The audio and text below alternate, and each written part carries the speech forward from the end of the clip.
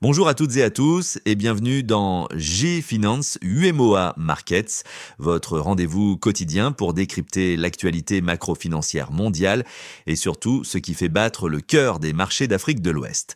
Nous sommes le vendredi 16 mai 2025. Installez-vous confortablement, on démarre. On ouvre comme toujours notre tour d'horizon par les grandes places internationales, histoire de prendre la température globale avant de zoomer sur notre région. En Europe, le CAC 40 grappille 0,42% sur la séance et affiche près de 1,9% de gain sur la semaine. Un retour furtif au-dessus des 7 900 points avant la pause du week-end. Le DAX 40 n'est pas en reste, plus 0,30%. De l'autre côté de l'Atlantique, la détente commerciale entre Washington et Pékin dope les indices, plus 0,68% pour le Dow Jones, plus 0,35% pour le Nasdaq Composite et le S&P 500 n'est plus qu'à 4% de son record absolu. Sur les marchés de matières premières, l'or reste perché autour de 3192 $ l'once, véritable assurance anti-inflation, tandis que le Brent se maintient à 65,28 $ le baril, soutenu par une demande toujours résiliente malgré les craintes macroéconomie. Côté macro, la trêve douanière de 90 jours entre les États-Unis et la Chine éloigne pour l'instant le spectre d'une récession mondiale, libérant un rebond des actifs risqués. Cependant, tout n'est pas rose. L'indice de confiance des ménages américains plonge à 50,8, son plus bas depuis 2022, et les anticipations d'inflation à un an bondissent à 7,3%, un sommet depuis 1981, sans oublier la Maison-Blanche qui brandit toujours la menace de nouveaux tarifs douaniers sur 150 partenaires commerciaux. Bref, la fête continue sur les marchés, mais le discours de soft landing reste fragile.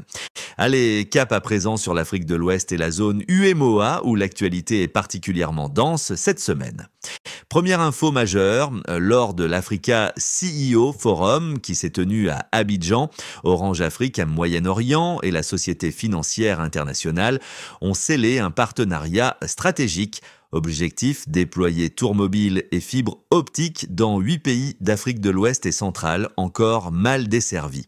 Au-delà du chèque, l'enjeu, c'est d'établir un modèle reproductible qui puisse attirer de nouveaux capitaux privés vers les infrastructures numériques. On se souvient des deux opérations sénégalaises de 2024, titrisation télécom et financement de 75 millions de dollars pour Sonatel, qui avaient déjà montré la voie.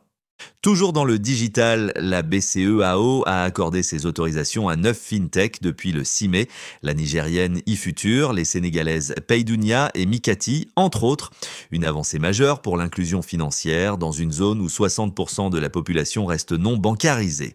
Sur le compartiment souverain, le Sénégal a réussi à lever 44 milliards de francs CFA lors de son émission simultanée BAT-OAT du 16 mai.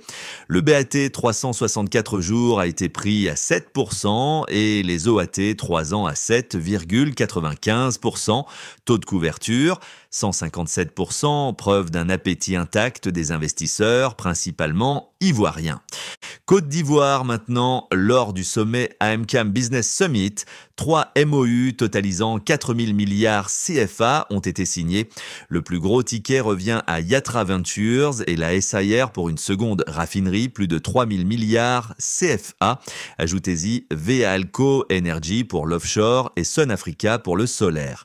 Preuve que le mix énergétique ivoirien attire de l'argent frais et pas qu'un peu. Restons à Abidjan. Proparco accorde 19 milliards de francs CFA à Coris Bank CI pour muscler le financement des PME. Ce n'est pas qu'un prêt, c'est la continuité de l'initiative Choose Africa, lancée pour booster l'emploi et l'innovation locale. Dans les airs, Server Abidjan boucle 2024 sur un bénéfice en hausse de 14% à 1,5 milliard CFA. La reprise du trafic passager se lit clairement dans les comptes. Enfin, côté finances durables, NSIA Bank participe à la première émission d'obligations sociales de la CRRH UMOA pour 60 milliards CFA dédiés au logement abordable. La CRRH, qui a validé des résultats 2024 en forte croissance, renforce ainsi son rôle clé dans le financement de l'habitat.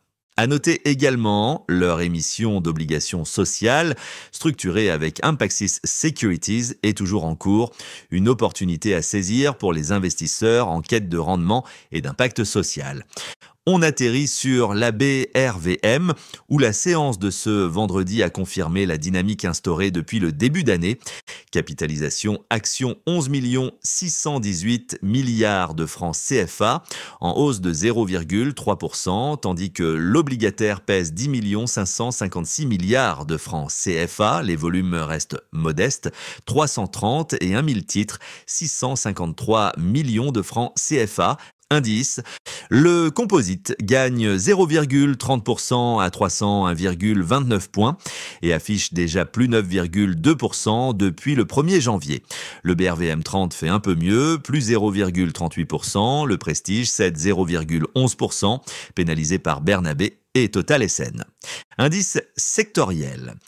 Côté secteur, la consommation de base mène la danse, plus 1,97% sur la séance, plus 46% depuis janvier. Porté par Nestlé, PalmCI et Citab, les industriels suivent, plus 31% depuis janvier grâce à Filtizac et Cetao.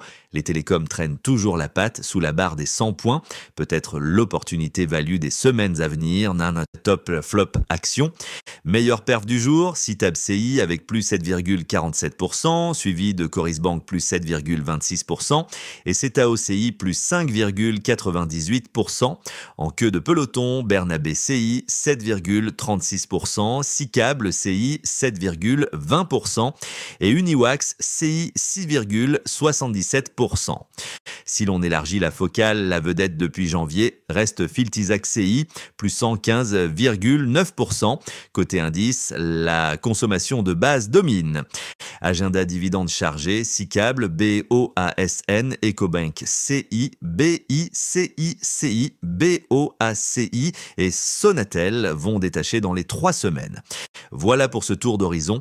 En résumé, la détente commerciale nourrit le rallye mondial, tandis que l'Afrique de l'Ouest continue d'attirer capitaux et innovations, de la fibre optique jusqu'aux obligations sociales.